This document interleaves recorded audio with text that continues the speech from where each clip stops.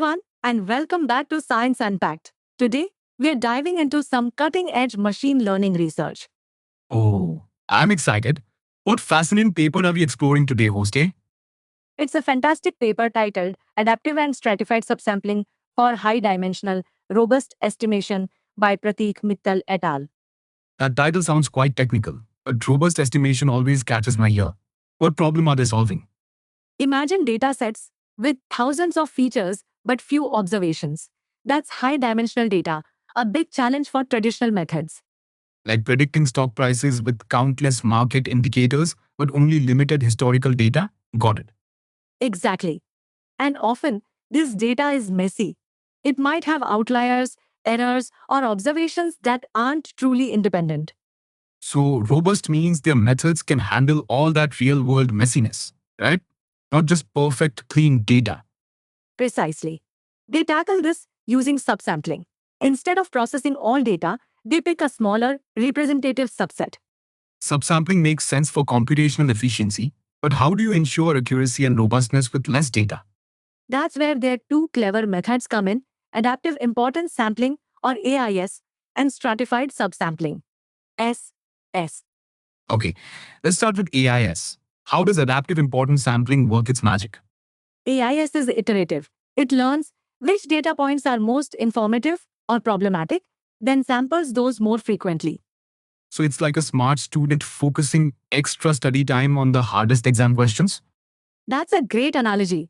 It uses Hoover loss, which is less sensitive to extreme outliers than traditional squared loss methods.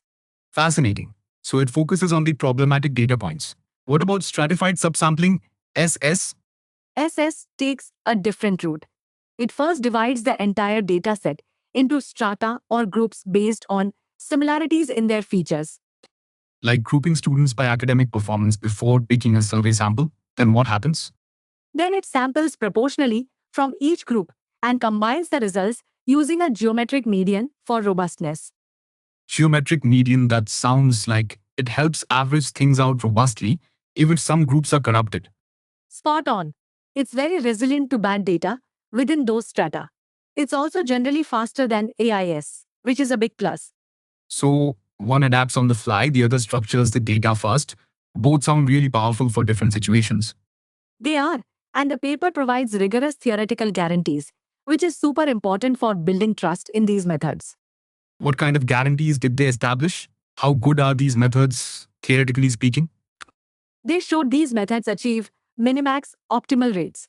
That means they perform as well as any method possibly could. Wow, that's the gold standard in statistics, isn't it? Knowing you're hitting the theoretical limit. Absolutely. And they prove this holds even with heavy tailed noise, contamination, and temporal dependence in the data. Temporal dependence is huge for financial data or sensor networks where observations aren't independent. That's a big deal. Indeed. They even offer a way to construct reliable confidence intervals for individual predictions using a Der biasing technique. That's a game changer. Knowing how much to trust each specific coefficient is vital for real world decisions and interpretability. Empirically, AIS reduced error by over 3 times compared to uniform subsampling in contaminated settings, which is impressive. That's a massive practical gain. This paper really pushes the boundaries for robust high dimensional analysis. Fantastic work.